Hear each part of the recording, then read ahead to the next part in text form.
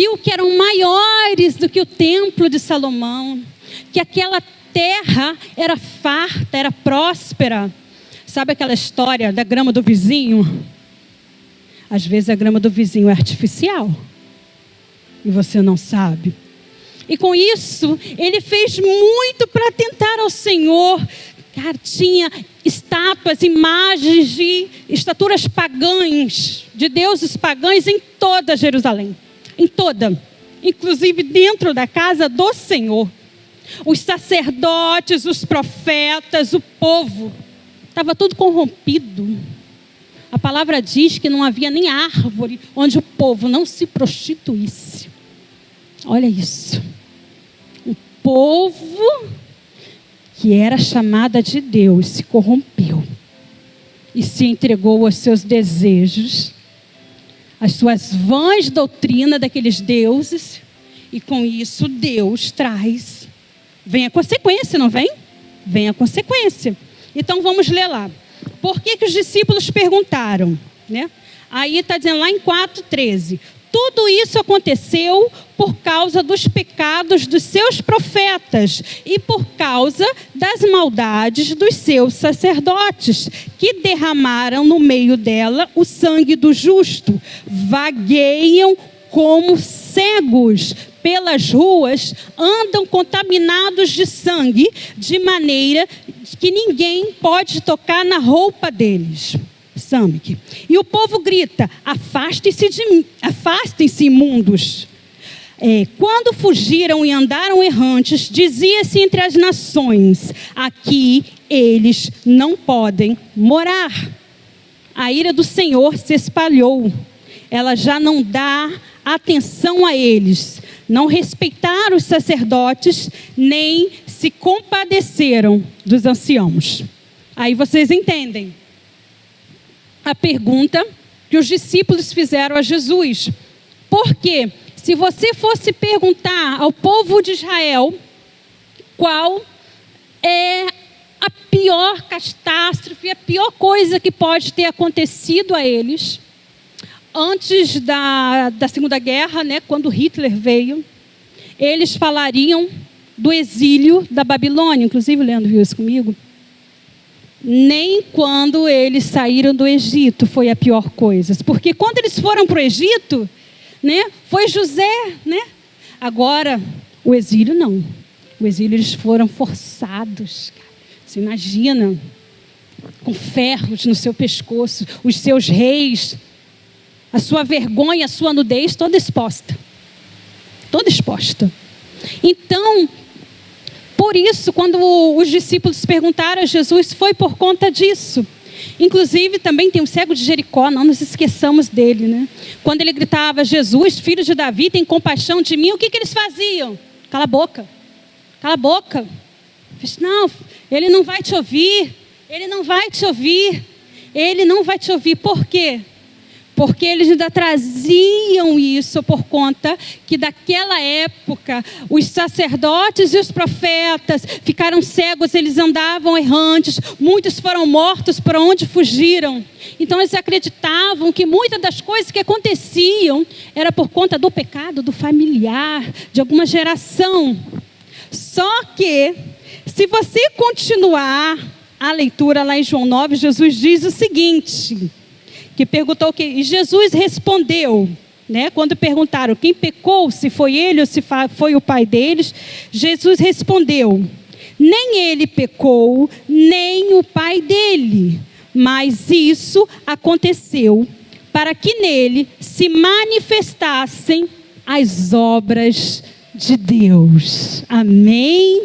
Glória a Deus.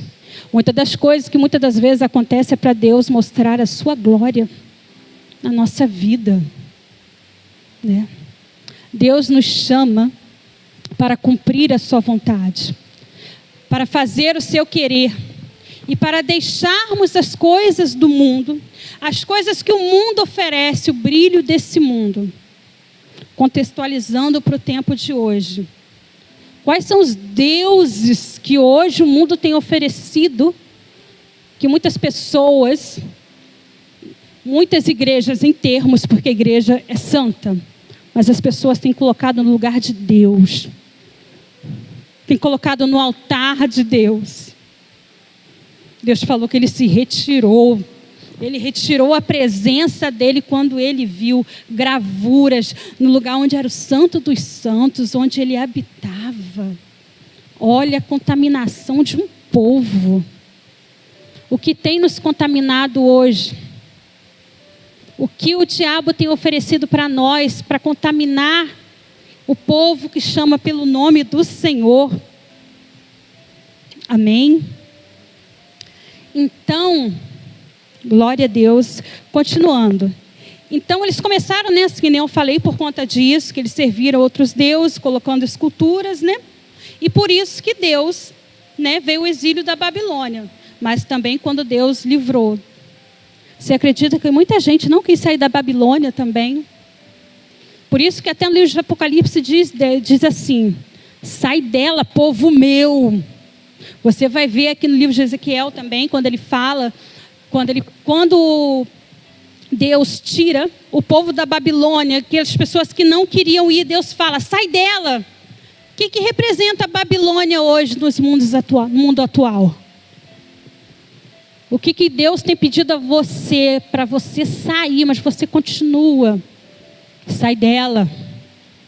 Qual a dependência que muitas das vezes o mundo tenta colocar em nós, fardos, tem tentado colocar no nossos pescoços os ferros, para que continuemos sendo escravos. É porque muitos prosperavam. Mas prosperar para o mundo não é para Deus. Do que vale você viver 100 anos nessa terra? Vai ficar para você? Não. Vai ficar para a gente, muitas das vezes, que vai ficar brigando, né? E você não vai desfrutar de nada disso. Então, enquanto você estiver aqui, louve ao Senhor. Ofereça a sua casa, a sua família, sabe? Ainda que você não veja, fala: mas estou cansada de orar. Eu oro, não acontece nada. Continue orando. Continue orando, continue determinando pelos olhos da fé. Deus tem o propósito de salvação para toda a humanidade. Não há um ser que Deus não queira salvar. Não há ninguém, se ele morreu por todos, é por todos, né? Então ninguém está excluído. Mas para isso, a gente tem que querer. A palavra de Deus diz que o céu é tomado por violência. Violência, você tem que querer, né?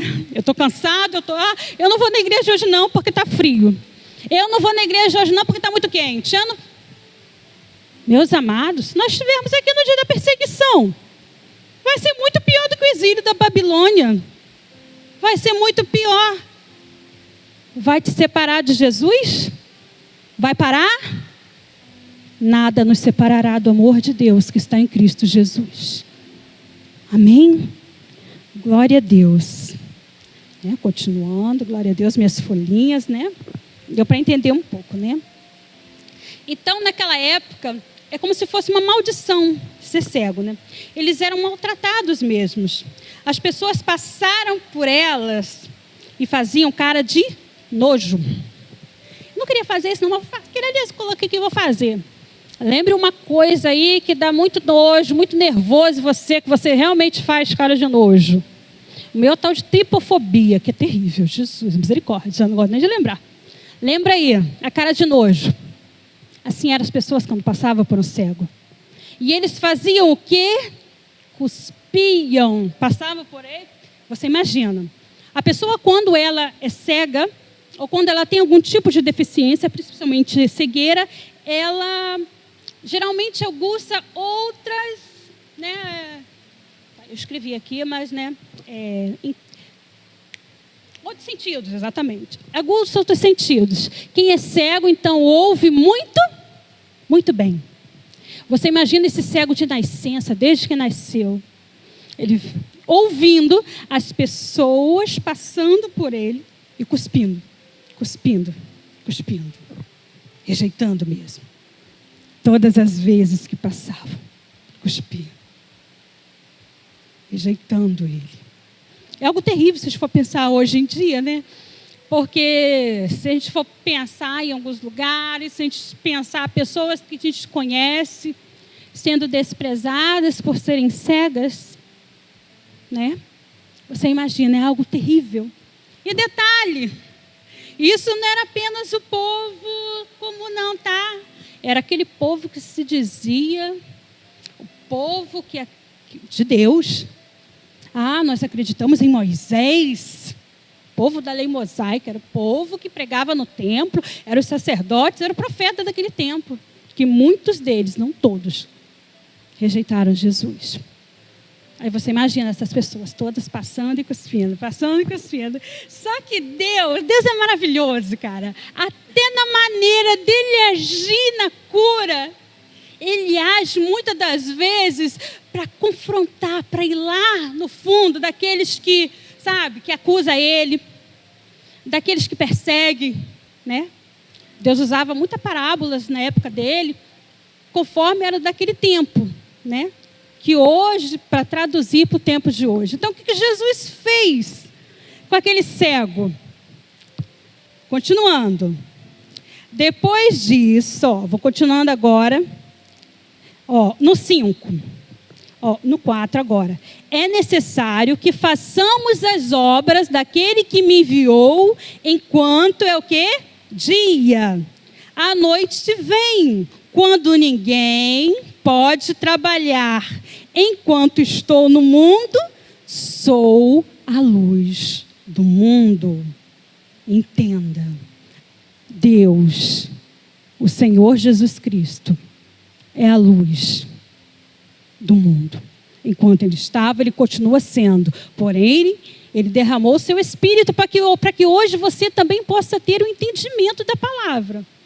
Que quando Deus disse a vocês, é dado a entender que muitas das vezes ele falava parábolas por aqueles que não entendiam. Então ele tinha que falar por parábolas. Porém Deus disse, a vocês é conhecido o reino. Amém? Então, continuando. Enquanto estou no mundo, sou a luz do mundo. Depois de dizer isso, Jesus cuspiu na terra. Fez lama com saliva. Jesus cuspiu. Você imagina. Aquele cego que queria ser curado. Olha o que Jesus fez exatamente o quê? Cuspiu na lama. E com a saliva ele fez um barro e colocou nos olhos do cego de nascença. Olha a ironia, vamos dizer assim. Aquele cego que durante tanto tempo, as pessoas sendo rejeitado, né? Sendo, entre aspas, cuspido, Jesus foi lá. Aquilo que ele ouvia, né, de certa maneira, sendo como desprezo, Deus usou para abençoar. E abriu os olhos dele. Quem pode glorificar ao Senhor nesta noite? Com as suas palmas. Amém. Amém. Né? E os fariseus interrogaram, porque não chamaram os pais dele, falaram, não, nós não acreditamos nisso não. Não, e ele falou, não, foi o Senhor. Quem foi nascer? Eu sei que eu fui curado. Mais tarde ele encontrou o Senhor e Deus reconheceram o milagre que Deus fez. Então, voltando para o nosso dia, por que Deus fez? Para nós, vamos colocar agora como se essa cegueira fosse nossa. Sabe por quê? Que muitas das vezes Deus não revela os seus planos para nós. Sabe por quê? Que muitas das vezes a gente vai olhar e dizer o que Deus tem preparado, a gente vai falar, deixa assim mesmo, assim está muito bom. Eu posso dizer por mim, porque né, que eu venho aqui com muito temor e tremor falar de Deus, porque eu não me imaginava louvando glória a Deus, né? Mas pregar, né? Se um dia Deus falasse, não, você vai pregar também, eu falo, não, Senhor, tá bom, já tá bom assim, não precisa fazer mais nada não. Por isso que muitas das vezes Deus não revela os seus planos a ninguém. Você acha que se Jesus falasse para aquele cego, eu vou cuspir nos teus olhos, vou cuspir na lama, no barro do qual tu é feito? Do barro, entenda, você é barro. E vou colocar nos seus olhos para que você possa enxergar. Você acha que muitas das vezes, você acredita que aquele cego talvez poderia recusar, não poderia falar, não quero não, já sou muito cuspido. Assim são muitas vezes as pessoas. Deus muitas das vezes, Ele quer revelar os planos para a nossa vida. Mas muitas das vezes nós não queremos. Às vezes não é nem por preparação não, tá? Porque quem prepara é o Espírito. Tem gente que não quer. Tem gente que está dentro da igreja, mas não está com Jesus. Tem gente que está dentro da igreja, mas está afastado. O seu coração está longe. Que nem aquele povo, a palavra de Deus disse: esse povo me louva com os lábios, porém o seu coração está longe de mim. Olha que tristeza. Nos acheguemos a Deus. Nos acheguemos a Deus com sinceridade. Deus diz que Deus não rejeita um coração contrito, um coração quebrantado diante do altar dele. Entenda. Deus quer trabalhar na sua vida, mas para isso você tem que permitir.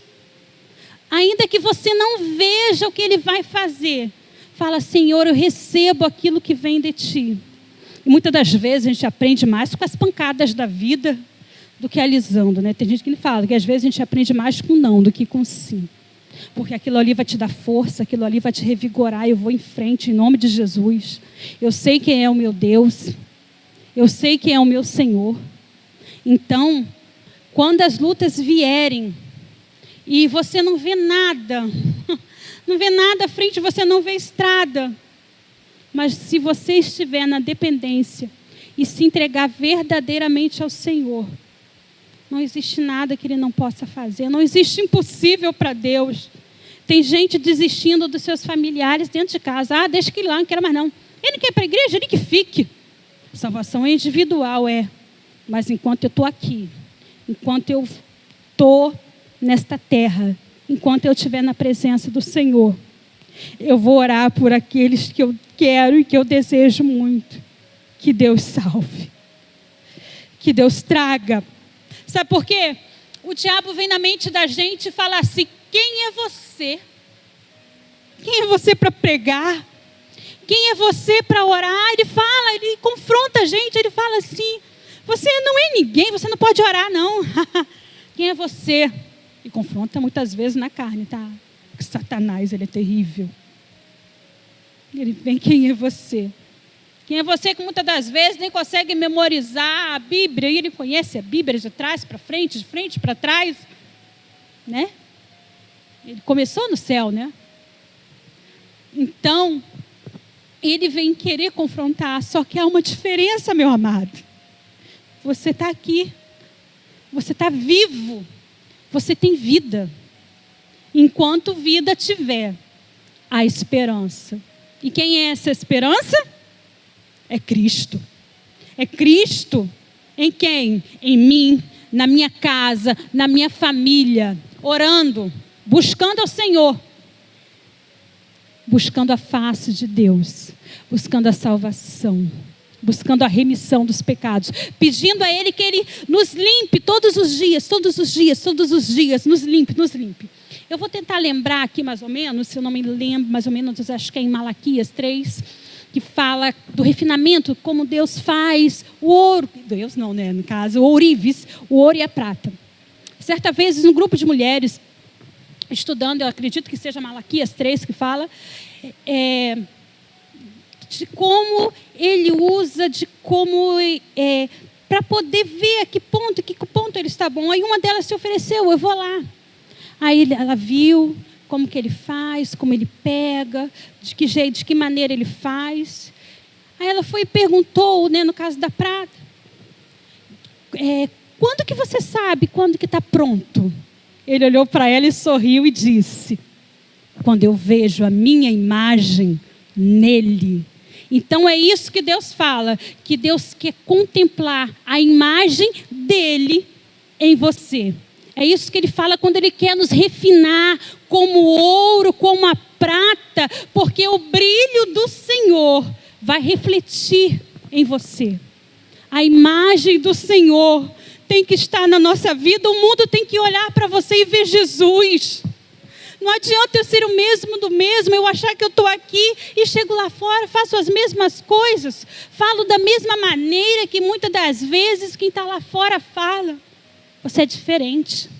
Você foi chamado para fazer a diferença. E é essa diferença que quem está lá fora e que te conhece muitas das vezes antes de converter, se você se converter, é essa diferença que vai trazer eles para Jesus. Mostre Jesus em você, como ouro refinado, tá? Mas sabe que ele vai passar pelo fogo, tá? Dói. Eu te digo que dói, porque eu sei que dói. Mas vale a pena. Vale a pena, e como vale a pena os ensinamentos de Deus. Deus me colocou num local durante alguns anos. E eu muito bobinha, né?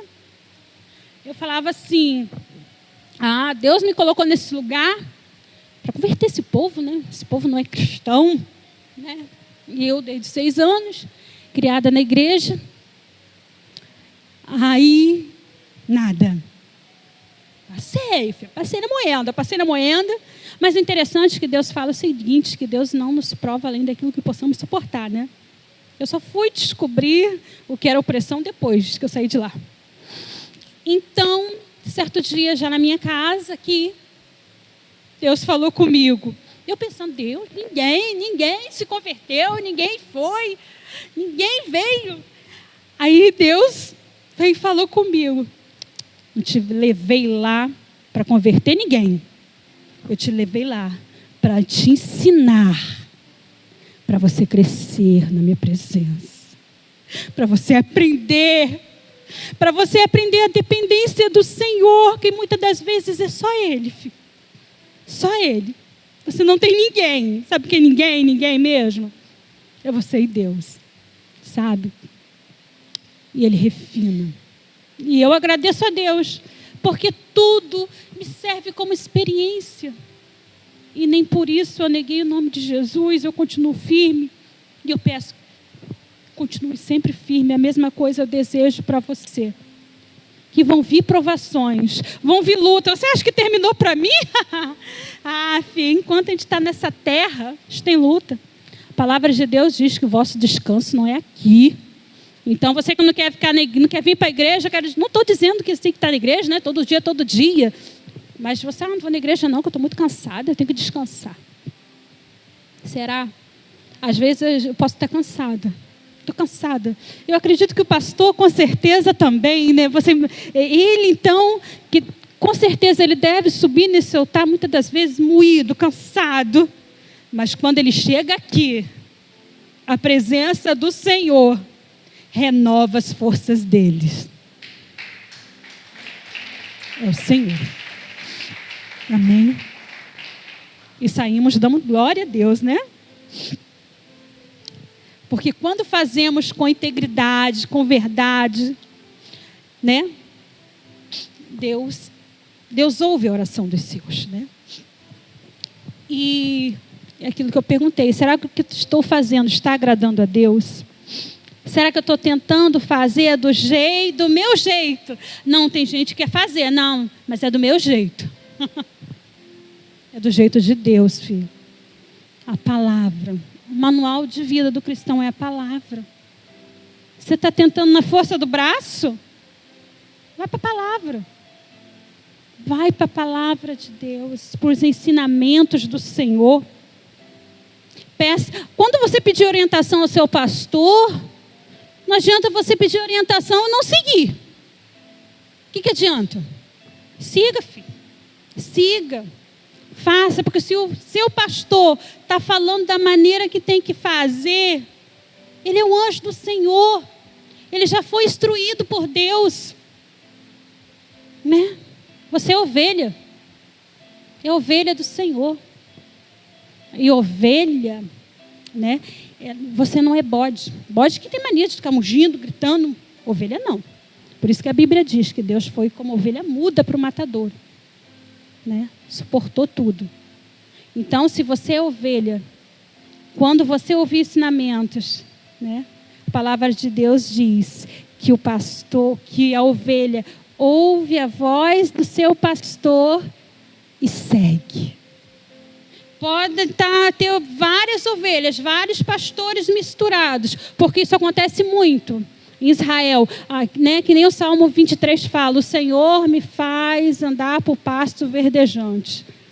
Só que se você for lá ver Israel, os pastos verdejantes dele é 4, 5 quilômetros que ele anda até encontrar algumas graminhas, porque é deserto, com as ovelhas.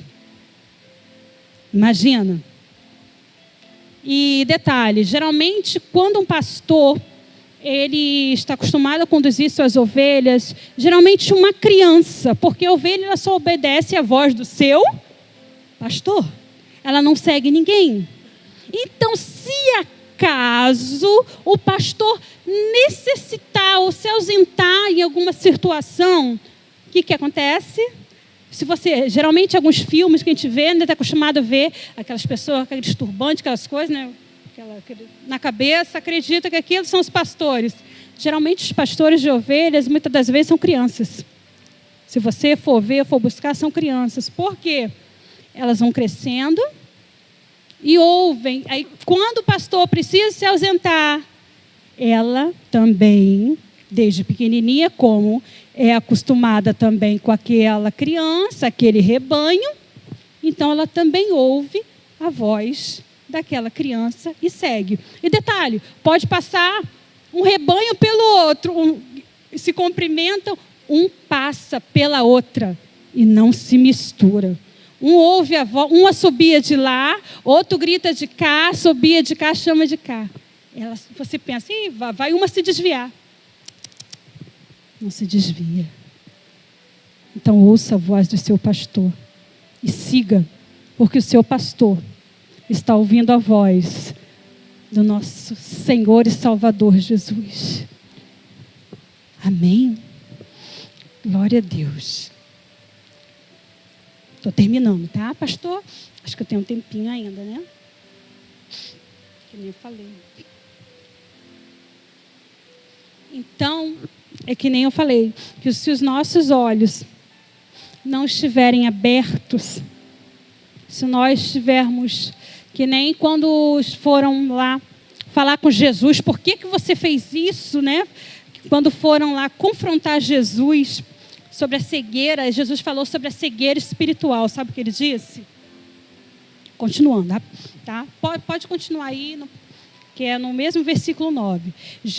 A cegueira espiritual. Jesus ouviu que eles tinham expulsado o homem ao encontrá-lo e perguntou, vocês lembram que o homem foi interrogado, os pais, e expulsaram ele, né? Porque ele falou, olha, se ele nasceu em pecado, não sei, eu sei que ele me libertou, que ele tirou, que hoje eu vejo, porque ele me curou, né? Jesus ouviu que eles tinham expulsado o homem ao encontrá-lo e perguntou, você crê no Filho do Homem? Ele respondeu, quem é, Senhor, para que eu creia nele? E Jesus disse, você já tem o visto, e aquele que está falando com você. E sabe o que ele fez? Ele adorou a Deus. Ele adorou o Senhor. E Jesus continuou, eu vim a este mundo para o juízo, a fim de que os que não veem, vejam, e os que veem se tornem cegos. Olha isso. Alguns dos fariseus que estavam perto dele perguntaram, por acaso também somos cegos? Jesus respondeu, se vocês fossem cegos, não teriam pecado algum. Porém agora dizem, nós vemos, o pecado de vocês permanece. Olha, a pessoa sabe que está fazendo coisa errada. E continua. Olha a cegueira espiritual. Pede que Jesus Cristo abra os seus olhos e veja Jesus, reconheça-o como Senhor. Reconheça-o como Senhor, porque não adianta eu vir só sentar e esquentar banco. Não. Eu quero a presença do Senhor na minha vida. Eu quero exalar o bom perfume do Senhor. Eu quero que as pessoas não apenas vejam Jesus em mim, mas que eu também possa ser, sabe, um vetor de bênçãos. que ao orar, gente, deseje isso para você também, que ao orar a doença saia, que ao orar ao Senhor os doentes possam ser curados, pessoas venham ser libertas. Deus falou que a gente faria milagres e coisas maiores do que Ele. E por que muitas vezes não fazemos? Porque muitas das vezes, não é nem porque não cremos, e sim porque nós não nos comprometemos com o Evangelho, não nos comprometemos com o Senhor, com as ordenanças. Sede fiel nas pequenas coisas. Quando a gente é fiel no pouco, a palavra de Deus, sobre muitos colocarei, vale para tudo. Deus não vai te dar grandes coisas se você não for fiel a Ele nas pequenas coisas.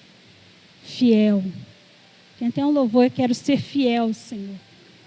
Fiel no meu olhar, fiel no meu pensar, fiel no meu agir, em tudo que eu fizer. Que sejamos fiel ao Senhor. Em tudo.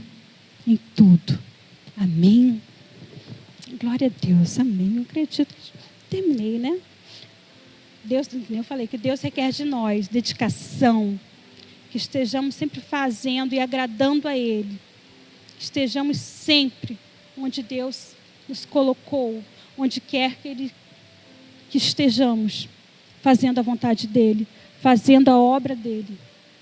E nunca nos esquecemos que nós temos um Deus que é Pai, né? Que é o nosso Pai da eternidade. É o nosso Pai, que nem eu falei alguns dias aqui, há um tempo, que eu lembrei do meu pai, né, chorando, e Deus me consolou e falou assim, Ele era o seu pai aqui na terra, eu sou o seu Pai da eternidade. Você tem um Pai eterno.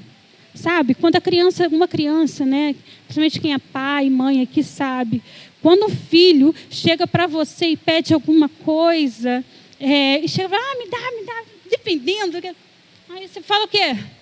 Vai, faz. A palavra de Deus diz, vós sendo maus, sabe dar coisas boas vossos filhos, quanto mais vosso Pai no céu. Você tem um Pai no céu. Eu não sei se você tem um Pai nessa terra ainda, mas saiba que você tem um Pai da eternidade. Você não é órfão. Você irá conhecer o seu amado. Irá conhecer o seu Deus, que é o seu Pai. Amém. Glória a Deus. Amém. Glória a Deus. Amém, pastor. Amém. Não tem mais aqui, mas a palavra é o que Deus quer, né? Às vezes eu escrevo, mas Deus não permite falar necessariamente tudo que... Então é a maneira dele, que nem eu falo. Eis-me aqui, Senhor, seja feita a tua vontade. Amém.